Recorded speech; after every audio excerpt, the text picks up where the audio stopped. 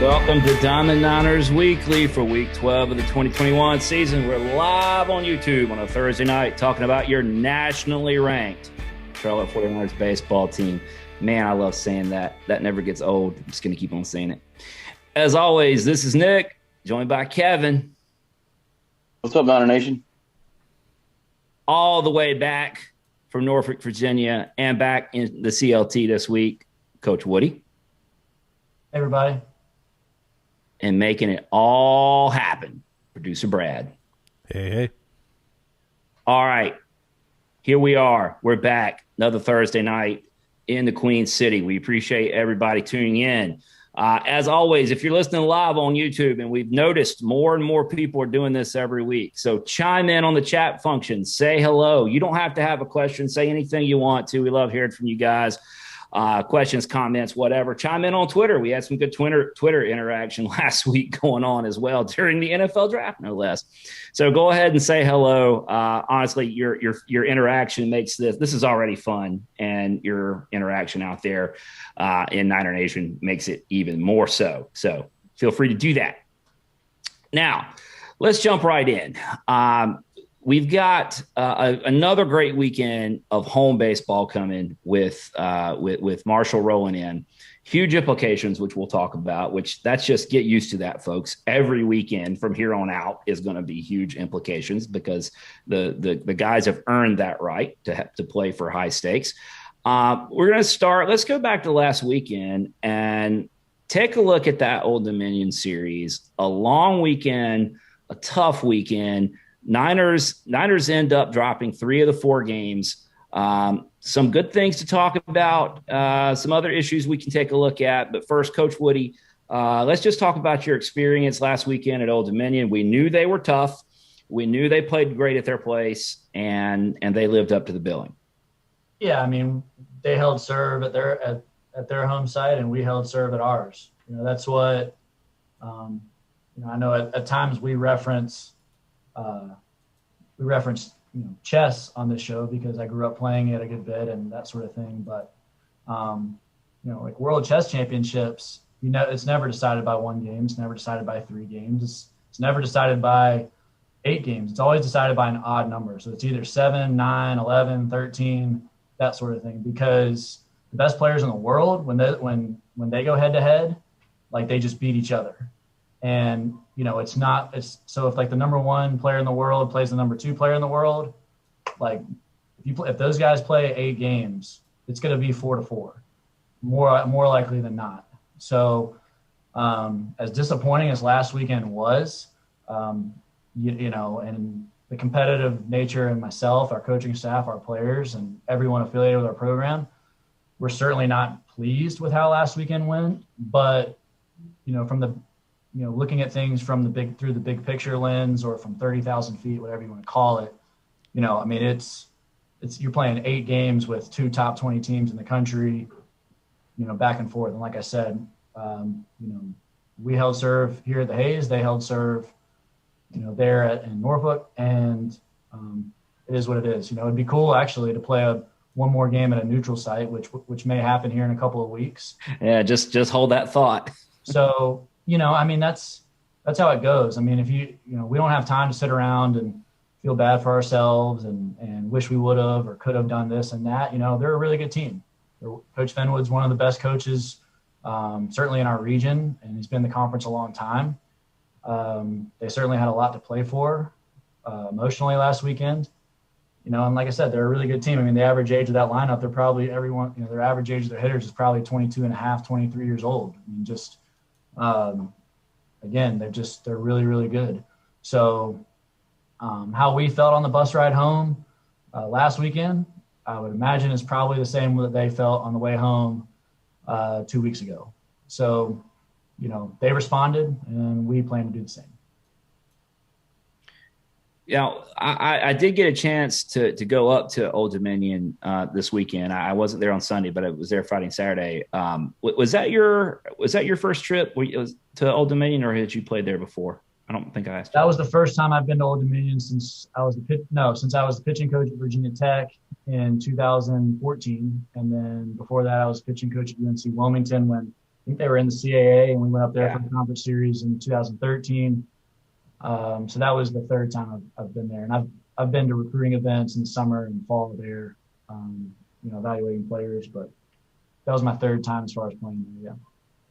Now this, the first thing that struck me was, man, especially Friday, but starting game on Saturday, that wind, man, that was something else. I know you mentioned several weeks back that the wind at Western Kentucky on Sunday was really blowing out. Where would you put Old Dominion's Friday wind against that Western Kentucky breeze? Honestly, it's not even close. Western Kentucky was way windier. Wow.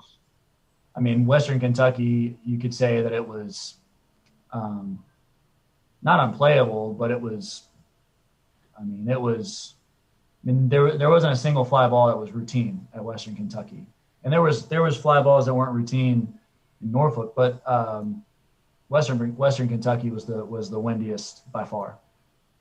Yeah. Well, wow. That really says something, because that was pretty serious on Friday. And Kevin, I think you were finding you found an article about the chemistry building out there in center field being new, and that somehow creating an additional wind tunnel out to right. I think you dug that up, right, Kevin? Yeah, I think that the article came out before the game, the ODU site, saying that they just completed that chemistry building and right in dead center. And it kind of shifted the wind.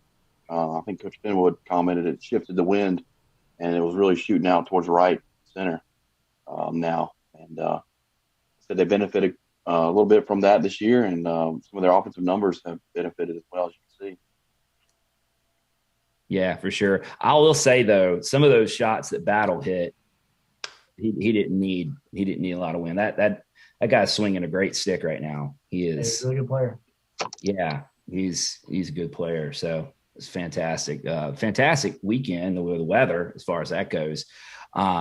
So the Old Dominion gets off to a good start on Friday, and they get that game.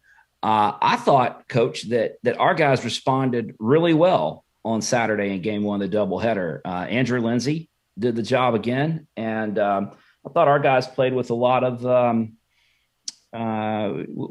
energy and a lot of attitude. Yeah, absolutely. Honestly, I thought we did all four games. It just we just executed and played at a higher level there that game too, and it helps when you have performance that Andrew Lindsey gave us. Christian Lothus coming in there at the back end. So those guys threw outstanding, and the only two runs they scored were courtesy of two walks.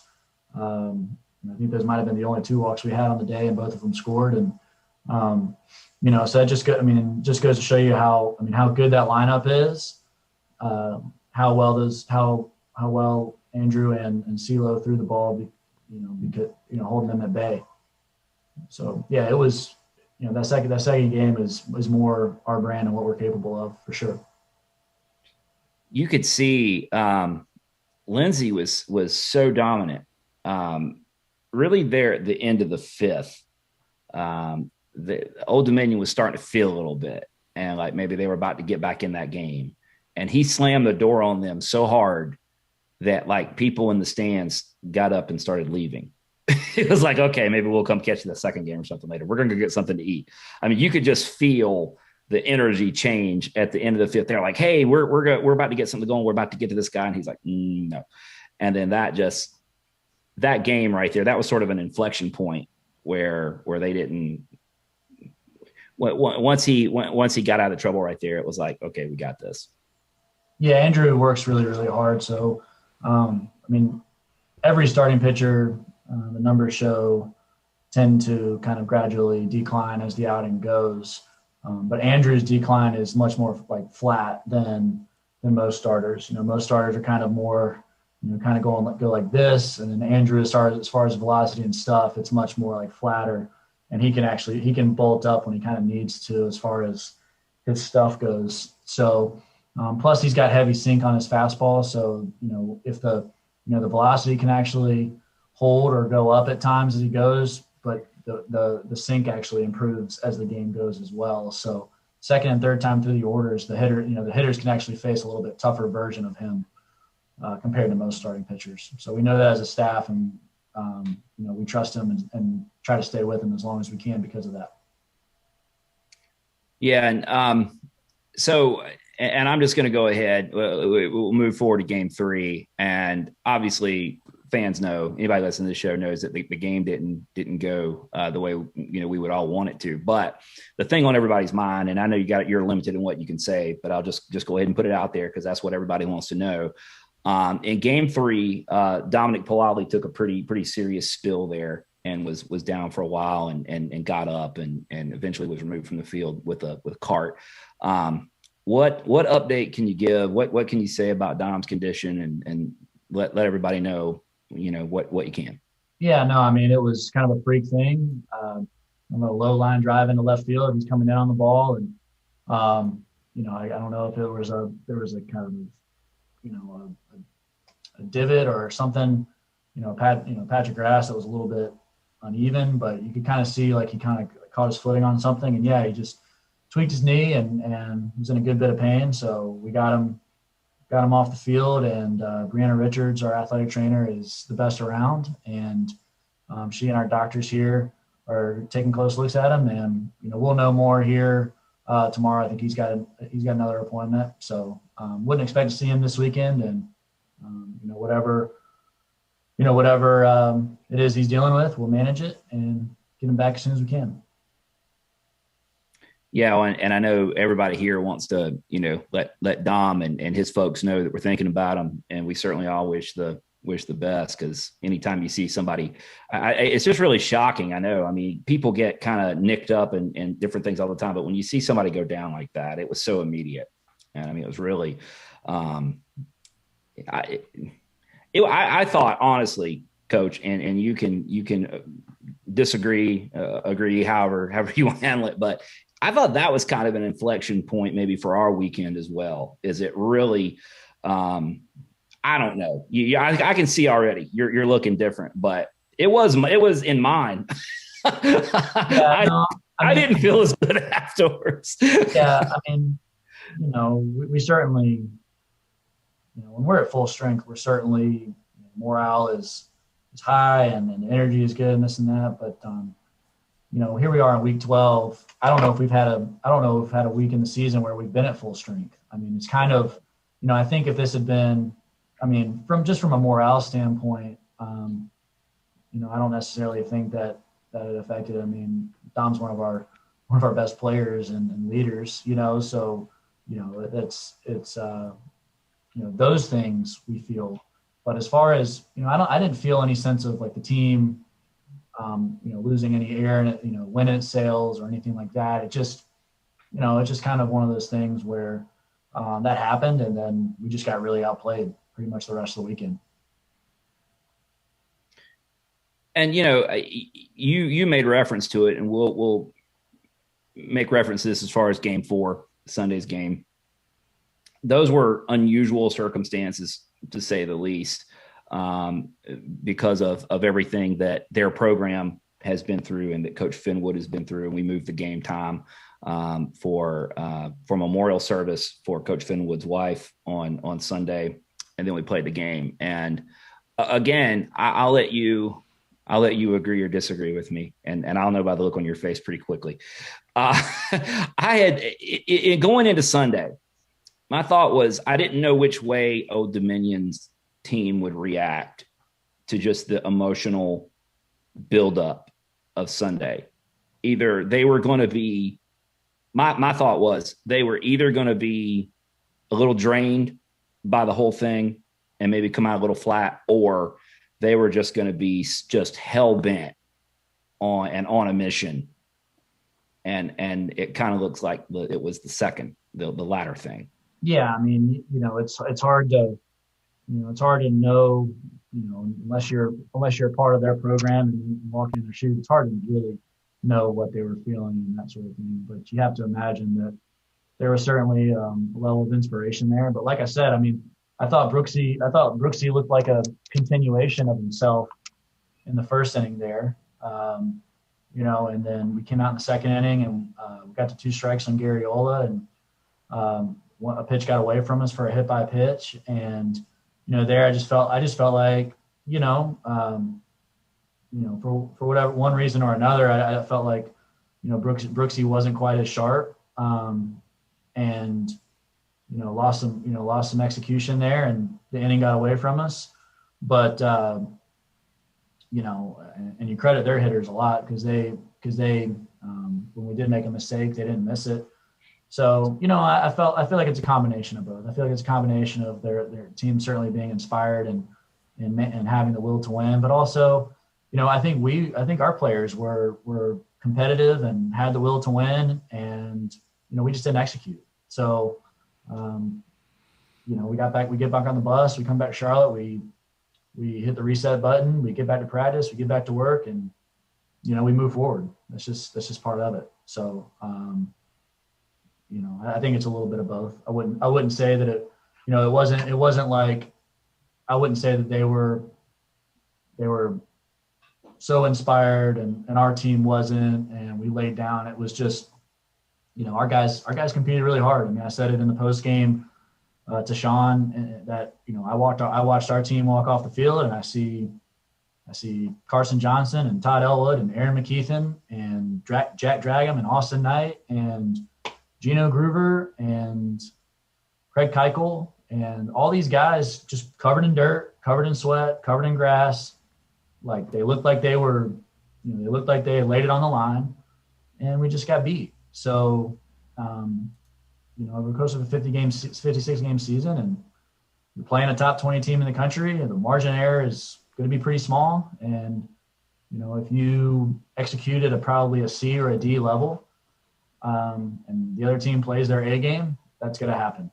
So, we're capable. We're certainly capable of playing an A or a B game against those guys, and when we do at our place, we 3 or 4. So, I don't think we overanalyze that series too much, other than the fact that over the course of 2 weeks we were 4-4. I think we're likely to have a neutral site deciding game in a couple of weeks, but for now we're just dialed in on Marshall and get ready for them. You mentioned Andrew Lindsey had a good pitching performance on Saturday. I thought Geesting came in and had a great performance as well. And I saw in the release today that he's going to start this weekend against Marshall, his first start of his collegiate career. Can you speak a little bit about his performance and his progression through the season and leading up to earning a start on the weekend? Yeah, we've wanted to start Spencer for a number of weeks now, truthfully. But, we're not 18-6 in Conference USA, and we're not,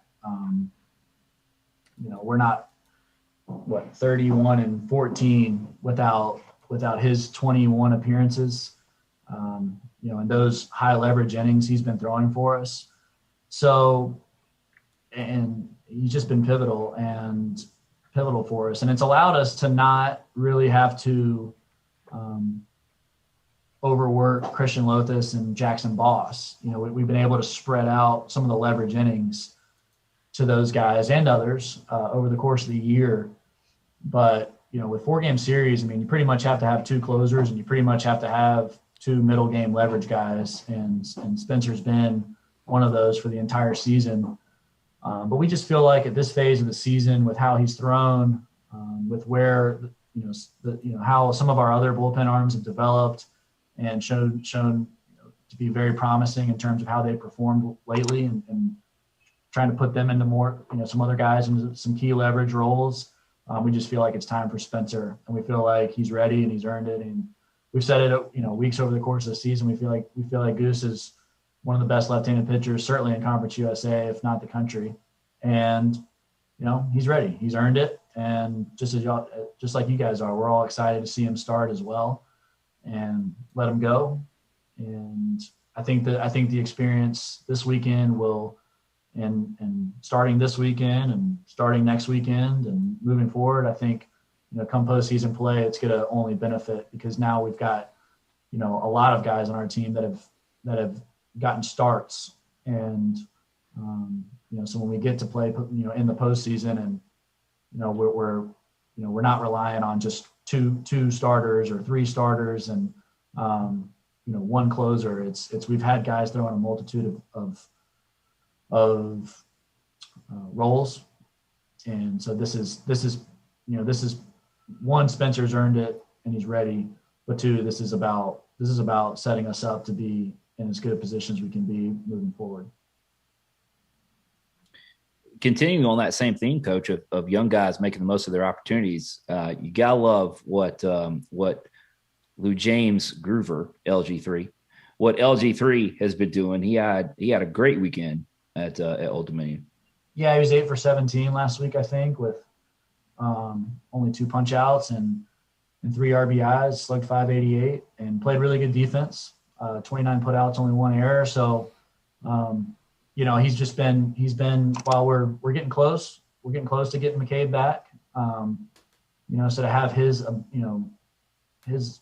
level of play at first base in our lineup while we're down Big Maple, it has been tremendous. And I will say that we've been out without Lou James for a couple of days. He's with family and our whole coaching staff's his grandfather passed away. So I'll just say that I'll just ask that everybody listening, and so I know the people listening here are mostly friends and family members of the program, that everybody's please send your thoughts to the Groover family when you see them this weekend, as they've had a loss, and we're all thinking about them. Wow. Yeah, certainly. All our best out to the Groover family. That's tough. Always hate to hear about things like that. And then especially, it's easy to forget. I mean, it's not really when you spend as much time around as we do, but I mean, these are college kids, and they got all the pressures on them. The baseball, it's exam week, I think. And then something like this, and that's just, certainly hate to hear that. All our best to the Groover family. Well, Kevin, we're going to start rotating towards talking about the coming weekend here in a minute, but I'm going to make one last comment about last weekend to you, Kevin, because Woody's not going to want any part of this, and Woody's not going to want any part of this, but there were some other people last weekend that kind of had a bad weekend, if you ask me, and they weren't on either team. Let's say, I mean, there were some good performances on both teams, but it seems like there was some other people kind of around the game that were having some bad problems, and I don't know, just seems. I mean, you know what I'm saying, Kevin? I'm not following, Nick. I'm not following. You didn't notice the other people maybe not having a good weekend? You didn't notice them? Okay. Some people do. Some people know. You all know. You just don't want to say anything like me, but it's okay. That's why I get paid the big bucks. Woody's just gonna sit there and smile. Like, I don't know. We talk about it in the stands, though, Coach Woody. We talk about it. It's all right. For anybody that doesn't know, DM me later. I'll tell you who's having a bad weekend. Anyway, he's laughing. So let's give everybody an update. Rankings are I know Coach Woody is like, we don't care about the rankings. Fans do. We do. We pay attention to them. We got punished a little bit for basically splitting the 8-game series, but it's all good. Still 23, ranked 23rd D1 baseball, 22 USA Today, the NCBWA, which I look forward to saying every week. Baseball Writers Poll, 2019 perfect game, and 21st in Baseball America. So what we're still talking about is after 8 games, you mentioned it, Woody, that we got 2 teams that were top 20. They went toe to toe. They split 8 games, and we still have 2 top 20 teams. So that's, that is what it is. Mm-hmm. Now, let's talk about this. And there may be things you can say, you can't say on this front as well, but we'll ask. Sure. The NCAA has updated its calendar it was going to be for Monday. They were going to announce 20 host sites. Out of the 16 host sites, they were going to announce 20 possibles. I think they pushed that back again today, back to like maybe next Thursday or Friday. But we did confirm that the Niners are in the mix. And Coach, I mean, this is probably the part you want to comment on. The Niners haven't done anything on the field to remove themselves from that, from that mix. I mean, not in this podcast host opinion anyway. Yeah, no, I mean, so it's a 14 week regular season. Week 15 is conference tournament. Week 16 is NCAA regional, 17 super regional, 18 college world series begins. So, I mean, for me, the way I look at it is the deeper here we are, we're the back end of week 12. For whatever discussions there are going on, they're positive ones. That's great. I mean, that's great. So, it just in week 12 means more than week 11, more than week 10, more than week 9. It's preseason All-Americans, preseason rankings, that stuff. That's where, that's virtually meaningless. I mean, can anybody even name the preseason top 25 at this point? Right? Like but every year these things get, they just at the phases of the year, they get discussed, but, on both fronts, here we are week 12 and we're in the discussion for some really cool things that our guys have worked really hard for. And that's awesome. But at the same time, 3 months from now, when we're in August, we're not going to remember the rankings and where we were week 12. That's none of our goals that we set forth as a team or a program can be accomplished in week 12. So we just keep going. And I know that's cliche and I know that's coach speak, but I think that's the kind of the mindset that's gotten us to this point, and we're just going to continue. I just want to, we got some things coming in on the chat box. Nice. Your boy Feet Davis What's up, is Pete? now my boy Feet Davis because he backs me up. He knows who I'm talking about. He said we all saw it. Yeah. So Feet knows what's up. Yeah, Kevin left me out to dry. Kevin's like, I don't know what you're talking about, Nick. My boy Feet. Feet's like, I know what you're talking about. We all saw it. I'm a little slow, Nick. I forgot about. I'm a little slow now. No, don't ever forget.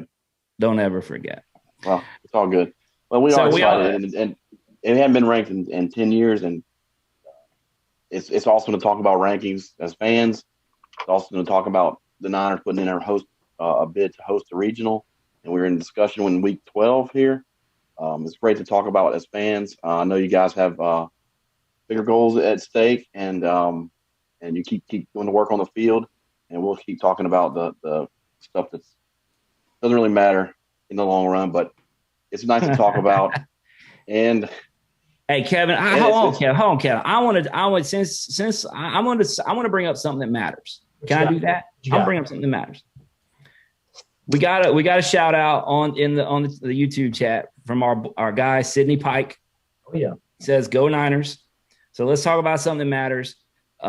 Sydney got some big news this week that we saw. So since we're in the middle of talking about stuff that don't matter, Coach, maybe throw in something about Sydney, who we all have so much appreciation for. How about we say something about Sydney that matters? How about that? Yeah, I mean, Sydney Pike, he's the engine that makes our program go.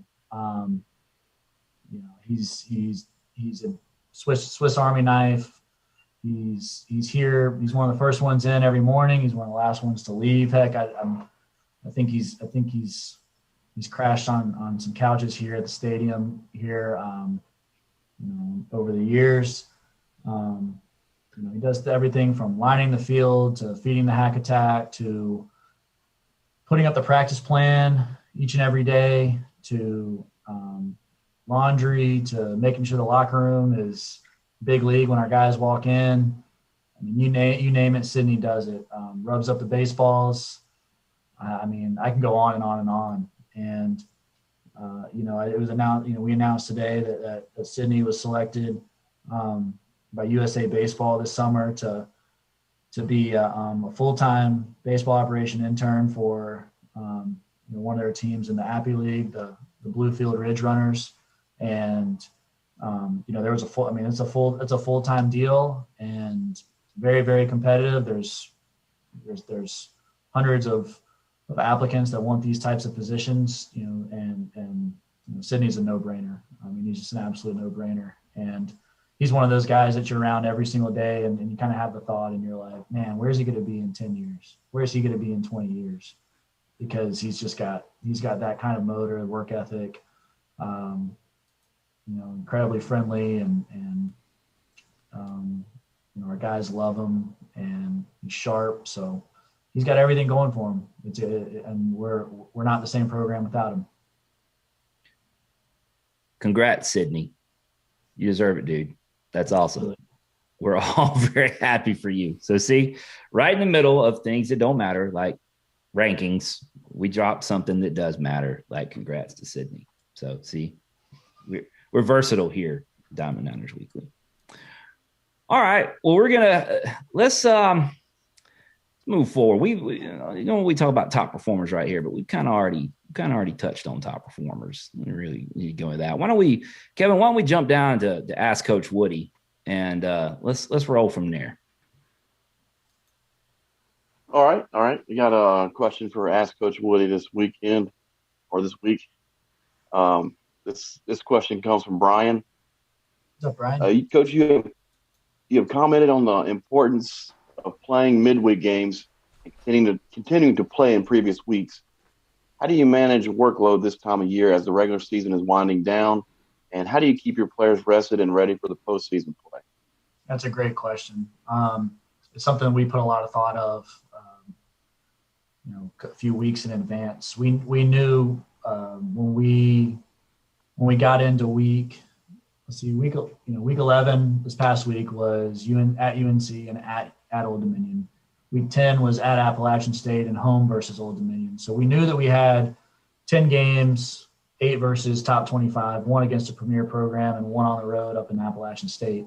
And, so we have 10 games in a really short span with finals coming up. So our normal routine is for our guys to have Mondays as kind of an off on your own day. We have a lot of guys getting treatment.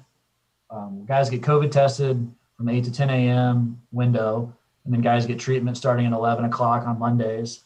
And then there's an optional position player lift at 1 o'clock for guys, and the pitchers have open field, open indoor from 1 to about 4, and position guys do as well. So it's kind of come and go day as you need.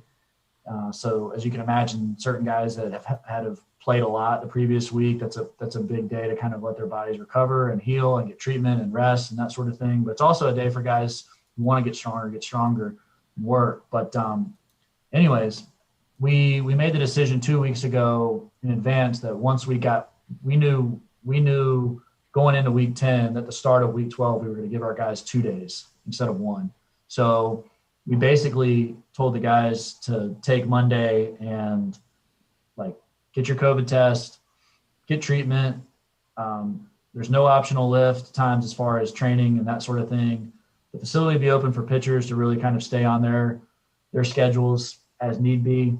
But we pretty much told the guys, get away, go hang with each other, have some fun, relax.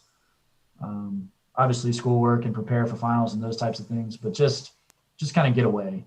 And so we did that on Monday, and then Tuesday was more of our Monday routine that I spoke about earlier, where it was an off on your own day with an 11 o'clock treatment session with Bree, and then 1 o'clock position player optional lift with a 1 to 4 o'clock window in the stadium. But again, it's nothing's mandatory. Guys, if guys needed 2 days away, they could take 2 days away and really recharge and regroup. And I felt like yesterday's Wednesday practice, which was pretty normal, maybe a tick shorter than previous Wednesday practices, which is our compete day for guys to, for pitchers who need to face hitters and hitters who need at bats to compete and let us, really kind of, have a good glimpse of who's ready to get into the game, or keep guys sharp for the game, for that matter. I thought it was probably our best Wednesday practice we've had in a number of weeks. And I felt like our Thursday practice today was one of our best Thursday practice we've had in weeks. So, again, sort of a long-winded answer there for Brian, but, I heard, and I'll finish with this. I think in 2015, University of Virginia won the College World Series, and Brian O'Connor, who's a very, very respected coach in our game, I heard him speak at the 2016 National ABCA convention, and they had been to the College World Series previous years, and somebody asked him, they said, what was the difference between the team that won it in 15 versus the team that lost it in 14 versus the other teams prior that had gone to Omaha and not won it, because he'd been there a few times. And it was really stuck out to me. He said a lot of great things at that convention, but one thing that really stuck out to me, he said that after they lost in 14 to Vanderbilt the previous year in the national championship, his players came up to him and they said, he asked them after the number 2 team in the country and they're the next to last team standing, they said to him, they sat down with players and said, what do we need to do to get over the hump? What do we need to do to get better? And the players said, Coach, we practice so hard. We practice so hard from August, September, October. We train, we practice, we go, and it helps us to a certain point. And then, but there's a phase of the year where those players that just came up short in 14 told him that, they almost wish that they had conserved a little bit more energy for the stretch run. And that always stuck with me. It always stuck with me that a coach that had been so successful in Brian O'Connor, who is the national runner-up in the College World Series, is one, still looking for ways to get better. And that stuck out to me. And then two, had the audacity to really listen to his players and take to heart what they were saying and apply it the next year. And so he said, what we did? We gave our guys more off days, and we practiced for less time. And when we did practice, we went hard, but we went short. And again, long-winded answer for Brian, but it's something that we put a lot of thought into, and we think there's a lot of value in at this phase of the year, which we're in like the third trimester of the season. I guess you could call it. Seriously, I mean, we are. If it's a 14-week regular season, we're in the latter third, to where you kind of tear down, and our guys need quality reps over quantity, and I want to look out on the field Friday night and see a group of guys that is fresh and energized and not worn down and tired from practice. So we put a lot of thought into those things. And Eric McKibben, our director of baseball performance, he is a tremendous help with that. Yeah, I look back at it after it happened, being in it, I kind of overlooked it, but it looked like we played 10 games in 12 days, and 8 of those against top 25 opponents, and then you had 2 road rivalry games, I guess you'd say, mixed in there. So that was a tough stretch, and we ended up 6-4 in that stretch, and I think we'll only get better because of playing a tough stretch like that. And like I said, it's kind of a gauntlet, and we survived. And moving on towards the like I said, the last trimester. I guess they say that's the easiest part, but well, Brian got his money's worth on that question, and I'll just say that the last time much less 2 different people used the word trimester in a conversation with me, they weren't talking about baseball. But here we are. A few more comments coming in. Hutch sending out prayers to Dom and also the Groover family. Susan's a big fan. She loves the show, enjoys listening every week. So we love having you tune in, Susan. We appreciate you. So let's take a look. Let's move further into the third trimester of the season. We're making that a thing now. With the Charlotte 49ers Grand Slam Club, look at the week ahead. We got Marshall rolling in here for 4 games. The Thundering Herd are coming in Friday at 6, doubleheader on Saturday starting at 1 o'clock, and a finale on Sunday at 1 o'clock. Herder coming in at 8-28, 4-20 in Conference USA. It's easy to maybe kind of start to overlook that, but I do want to point out to anybody who hadn't noticed, they did split with Louisiana Tech down in Ruston just a couple of weeks ago. So these guys are dangerous, despite that 229 RPI rating. So not to be taken lightly. And anyway, any league game, it doesn't matter. League opponents are dangerous. It just doesn't matter who they are. So, Coach Woody, what are your thoughts heading into weekend against Marshall? Yeah, no, I mean, you said it. They took 2 games from one of the best teams in our conference, and Louisiana Tech at their place. Coach Wagner, I believe he was Conference USA Coach of the Year in 2016, if I'm not mistaken. So, they're going to be well coached, and they've been practicing on our field here this evening, and you kind of get a first look at practice. They're a physical club. We've watched a good amount of film on them already. They've got some arms that can run it up there pretty good, and they've got some different looks out of the bullpen. I think they're starting 3 righties, but they've got some really good lefties out of their bullpen that are going to be a challenge for us. So, to your point, I mean, it's Conference USA. It's the number 5 RPI league in college baseball at this point, and it's there's no let up. So we're coming off of what I think are 2 of our best practices of the year, and excited for our guys to have the opportunity to compete and get after it. But Marshall's gonna be really, really tough this weekend. So starts tomorrow night. You've been really accurate the last few weeks about saying this weekend is going to come down to, and the last 2 weeks you called it. You said you went from starting pitching to bullpen from 1 week to the next. Mm-hmm. What's your takeaway this weekend? What should fans be looking out for? This weekend is going to come down to cleanest. Don't give away anything, Coach. Don't give away anything. It's the cleanest brand, in my opinion. From watching Marshall, from obviously knowing our team very well, and kind of all those things combined. It's just the team that makes the fewest mistakes is going to win. The team that doesn't beat themselves, that doesn't open the door for their opponent is going to be successful. So for us to have the weekend, the game tomorrow night that we want to have and the weekend we want to have, we have to, play our brand. When we play our best, it's, I describe it to the guys. I'll just tell you all, it's we try to be suffocating. We try to be suffocating in terms of on the mound with applying the pressure and making teams hit us, because I think we have the lowest opponent batting average in Conference USA and lead Conference USA in strikeouts. We try to be suffocating in the batter's box with swinging at pitches with less than 2 strikes that we're capable of driving.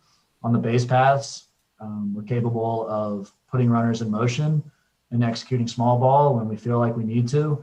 And, defensively, when the ball is put in play and we're capable of getting it out, we do that. So, again, I think when, the team in this series that does that the best will come out on top.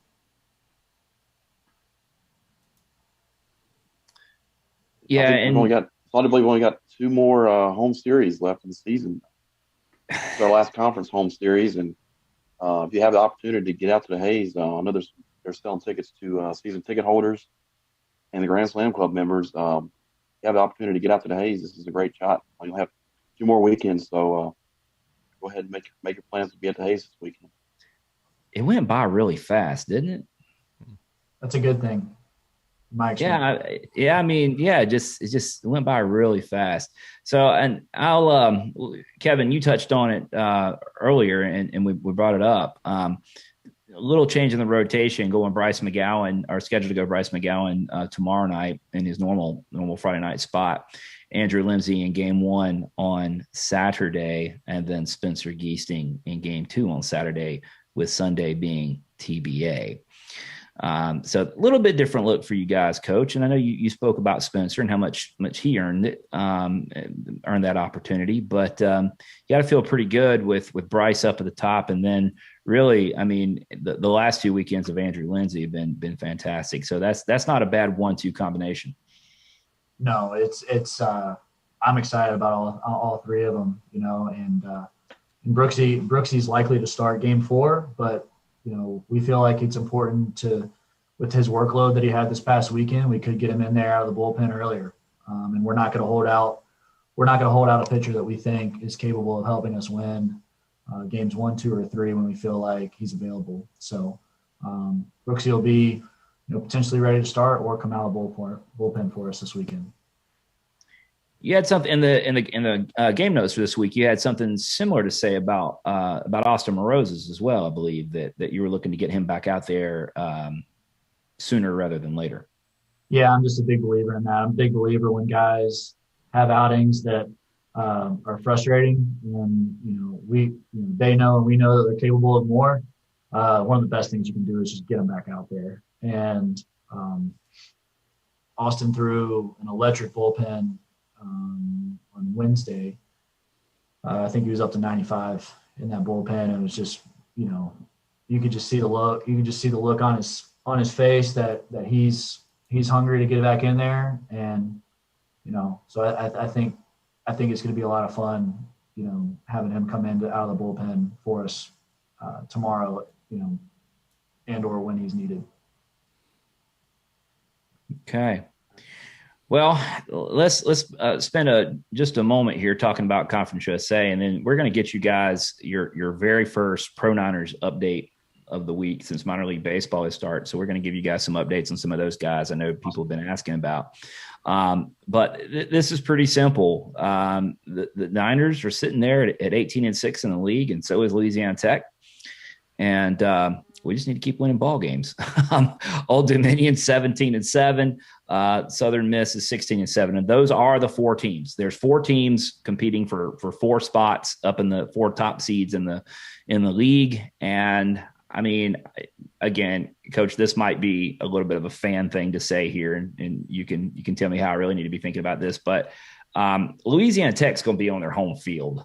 If they're 1, we want to be 2, and if they're 1, we want them 2. So I mean, if you're playing a team in the conference tournament on their home field, you're playing for a title, right? Am I thinking about that the right way? Yeah, no, I mean, it's you're thinking the right way, but again, like Marshall. I know. Every week I do this to you every week, but these are the things, you know. You lay awake thinking about Austin Moroses' bullpen session, and I lie awake thinking about conference tournament seedings. And oh gosh, what if we want to be opposite in the opposite bracket with Louisiana Tech on their home field? See, that's the thing I think about. Well, you get to those places, in my opinion, by, again, we've said before, like, we can't stand at half court and dribble the clock out. We've got to keep driving to the hole. We've got to keep we've got to keep playing our game and attacking the game, and where it lands us, that's where it lands us. You're right. You're absolutely right. Here are the key matchups of the weekend, folks. Obviously, Marshall at Charlotte. That's, as Woody so eloquently stated, we're focused on Marshall. So Marshall at Charlotte. Old Dominion travels to San Antonio. That's 1, a long road trip, and 2, we know San Antonio is a pretty good ball club because we got a close-up look at them here in Charlotte a few weeks ago. So that'll be a series to keep your eye on. Middle Tennessee coming into USM. I'm not sure how much fight or how much ability Middle Tennessee is going to have against Southern Miss, but I will point out Southern Miss dropped a midweek game at home to Southeastern, I think. Anyway, they dropped the midweek contest. Southeastern Louisiana is a really good program. Yeah. And then Louisiana Tech at FIU. We know FIU from going down there. So that's, anytime you're stepping onto somebody else's field, that's, you got your work cut out for you. So another weekend of not only watching baseball, folks, but scoreboard watching. I know, Woody, you won't be watching the scoreboard from inside the dugout, but just if you get curious about anything, just holler up there in the stands. We'll be following it. We'll tell you. If you like, hey, well, you got to score. You got to score on Old Dominion. We'll tell you. We'll fix you up. So let's, as promised, let's go back to this, Kevin, because we want to give everybody sort of a reset on our guys in the minors, and a lot has changed. Well, I mean, a lot has changed about minor league baseball, and their season was washed out last year for all the reasons that everybody already knows. And then on top of that, there were just changes to the structure of minor league baseball over the offseason. So a ton has changed. But we do have some guys in the minors still, and we'll keep you updated on them from week to week. But Kevin, why don't we just kind of go through and give some updates on what these guys are up to this year? All right. Like I said, a lot of changes. A lot of affiliates were shifted around, and this week a lot of assignments came out. I'll go through the assignments here. Zach Jarrett, he's up in AA Bowie this year. He spent a little bit of time there in 2019, but he's starting there this year as a full time. I think he's playing left field for him this year. Josh Maciejewski. It's been a while since we said that. You're out of practice, Kevin. Yeah, I had it down for a while, but got a little rusty. He's in High A Hudson Valley with the Yankees. He hasn't gotten a start yet, but he was projected in their starting rotation. Colton Laws, he's High A with Toronto and Vancouver. I think he pitched there, and when they were Low A in his first year out of college. He was listed on the 60-day injured list, so we'll keep an eye on that. Netzer, he was listed on the restricted list by the Portland Sea Dogs this week. TJ Nichting, last week he was released by the Orioles.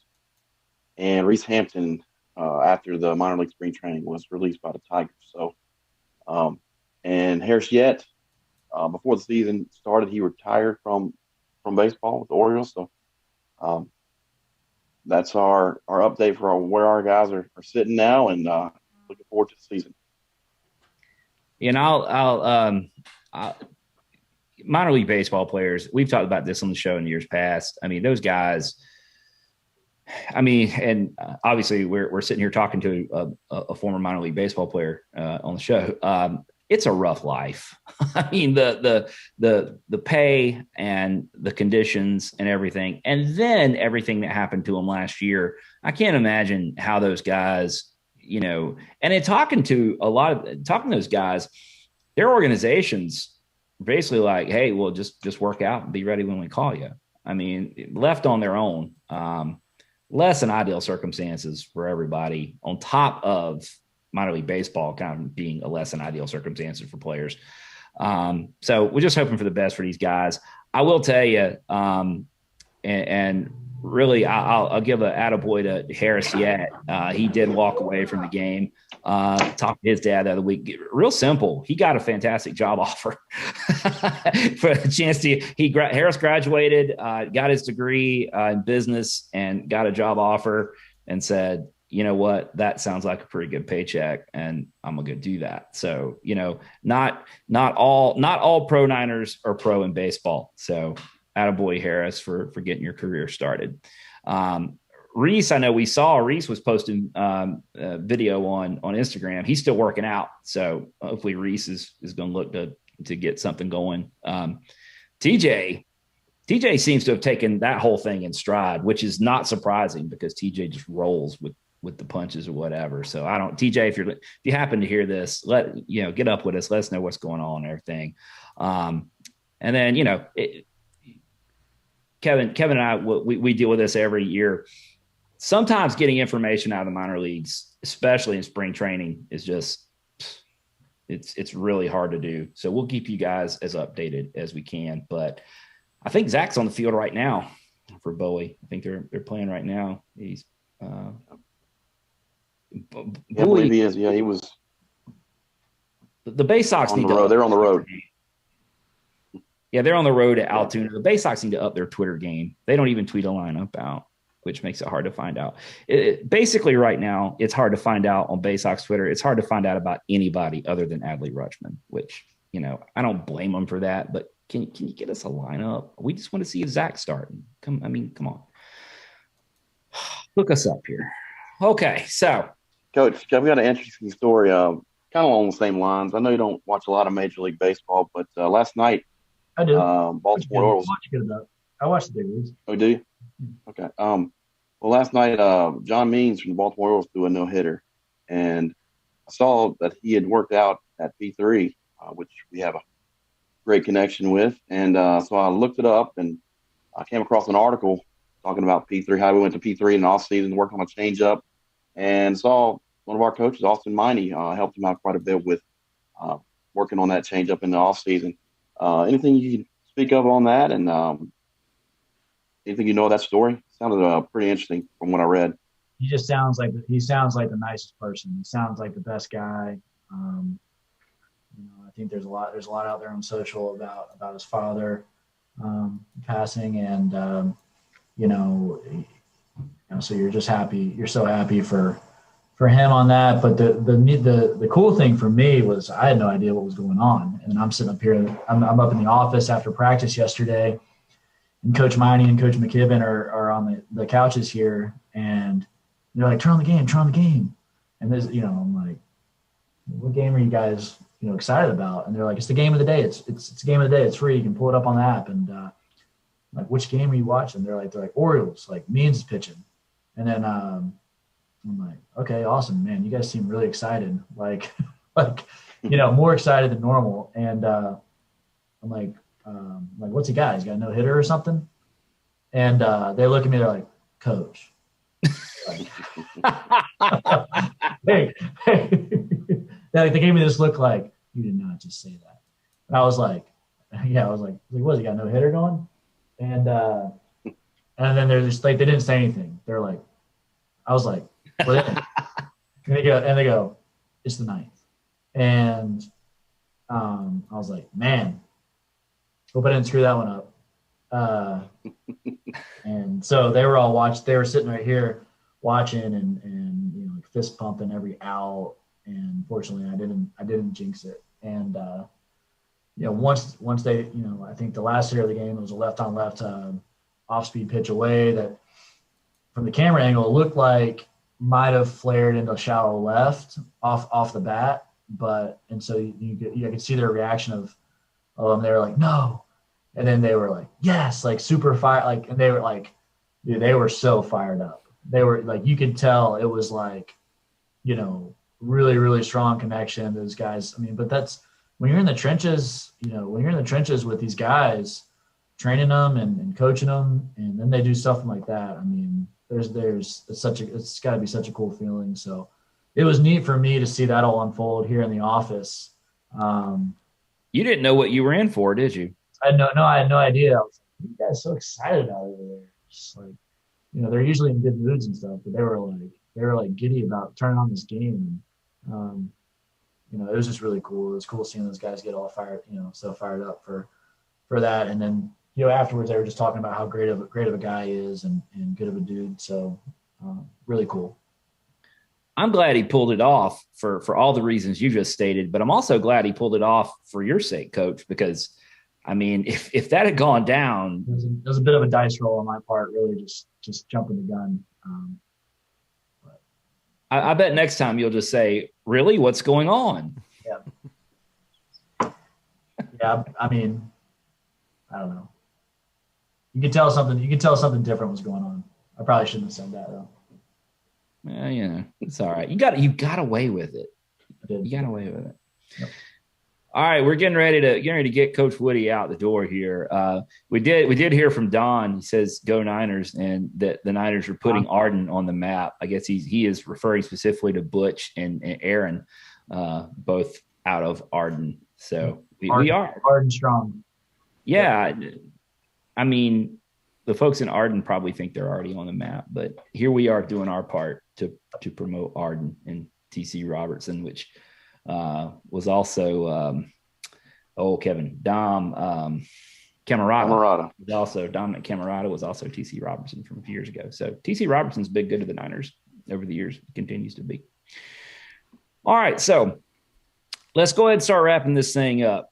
Coach Woody, we always offer you the last thoughts here on heading into the weekend. So tell Niner Nation what they need to hear ahead of this home series with Marshall. Yeah, no, I mean it's an exciting weekend for us. We've got some pretty cool pregame ceremonies. So, for all the friends and family members who are able to get out to the Hayes, try to get there a little bit earlier than first pitch times, because on Saturday, before the doubleheader at 12:35, so about 25 minutes before first pitch, we're going to honor all of our graduates, which is great. And Mark Verberg and our academic support has set up a really cool event involving the chancellor being on the field and honoring our graduates. And I'll just run through them here, which are Todd Elwood, Ryan Chanskowski, Craig Keuchel, Carson Johnson, Nick Turnbull, Jackson Boss, Matt Brooks, Trey Starnes, Jacob Whitley, Andrew Roach, and Colby Bruce are all graduating this semester or this summer from Charlotte. And so they'll be honored with the chancellor at 12:35, 25 minutes before first pitch, which will be really cool. And then Sunday is senior day, which we moved up. One, because it's Mother's Day, and we thought that would be nice to have all the moms involved, but also two, just trying to give us a little bit of cushion in case something crazy happens with the Wilmington series. If something crazy happens with the Wilmington series, then there's not much of a buffer as far as honoring our seniors. So we wanted to try to make sure that, I don't think there's a more deserving senior class either here or anywhere in the country as far as everything they've been through in the last 2 years, to get to this point. So senior day will be a very special day, and that'll be 15 minutes prior to first pitch on Sunday, where we'll be honoring Todd Elwood, Ryan Chanskowski, Craig Keuchel, Carson Johnson, and Nick Turnbull. So, which I also mentioned is Mother's Day. So, some nice ceremonies before the first pitch on those days. And, I'm sure it'll be an emotional day for a lot of people. As like I said, there's been, these guys have been through a lot. I can't imagine being in these guys' shoes the last, 14 months really, since they found out their season was canceled last year. So those are my final thoughts. I'm excited to honor these individuals, these guys. They deserve it. That's great stuff, Coach. I mean, and that's something kind of like we referred to earlier, talking about all the different things that these guys have to deal with in addition to when the outside world comes in, and whether it's family issues or whatever happen. That's really what we're doing here. I mean, we love baseball, we love the Niners, but when you see young men getting degrees, I mean, that's really what we're doing here. Yep. And when I don't care what you're doing out there, if you're donating to the Grand Slam Club or buying a ticket or whatever, you're supporting young men who are getting degrees. And that's, it's easy to lose that when you're talking about national rankings and, tournament bids and all that stuff. But that's what we're really talking about here is young men earning degrees. And that's just phenomenal. So it's looking at these names, I'll highlight Nick Turnbull, because Nick Turnbull was one of the first commitments that we committed as a coaching staff. And we have all these guys are amazing people and love coaching them, and they've done amazing things for us in this program over the years. Like I said, even with Coach Hibbs and their coaching staff, and now with us. And but I'll highlight Nick Turnbull because I remember sitting up here in the office with Nick and his dad on their visit, and we told them the same thing that we tell every player that we recruit to Charlotte, which is we talk about a lot of things, right? Like we talk about a lot of things when we sit and we offer a player and his family an opportunity to come to Charlotte and join our program. But there's two promises. There's two promises that every player and family must make if they choose to come to Charlotte and play baseball here. And one, first and foremost, is you have to promise our coaching staff that you're going to get your degree. And that can be within, early, less than 4 years. It can be 4 years, it can be 4.5 years. You can go play professional baseball, big league baseball for 10 years and then come back. Whatever it may be, the first thing you have to promise if you choose to come here is that you're going to get your degree one day. And it doesn't matter when, and we'll help you. We'll give you all the support you need to achieve and accomplish that, because that degree is going to carry you long after your baseball career. Like I said, even if you're a 10-year big leaguer and you're done playing at 35 years old, you're still got a long, long life ahead of you where you're going to need that degree. So we talk about those things every time we offer a player a scholarship. And then on top of the second thing that they have to promise us is that they're going to pour everything they have into helping us get to the College World Series. And you do that by having high character and being humble and being accountable and being relentless and being loyal and all those things that we talk about daily in our program. But those are the only two promises you make, to our coaching staff. If you do those two things, you're going to be very, very successful here, because you're going to, all of your choices and your decisions will fall in line with those two promises. And, I give all of these players credit that we've mentioned here and we'll honor this weekend, because, they've lived those things and they've done those things. And our coaching staff is very, very proud. Man, I don't think you can say any better than that. That's fantastic. That gets me fired up. I mean, it's not baseball per se, but that's just life, man. That's fantastic. We're talking life goals here. All right, folks. One last comment. Feet Davis jumped back in here. # straight out of Arden. Hey, so he's given Arden its props. The mean streets of Arden. So Feet must have spent some time at Arden, I think, maybe. So let's get ready to jump on Marshall, shall we? Big weekend at the Hayes, 4 games. If you can get out there, do so. If you're at the park and you run into us, say hello. We love that stuff. If not, drop us a line on social media. We love interacting with you folks. It's the relationships that make all this so much fun. So, again, say hello. We love talking to you folks. All right. Until next time, we're out of here. It's time to jump on Marshall. Let's get some W's against the Thundering Herd. And until next time, we're going to see you at the Hayes. Go Niners.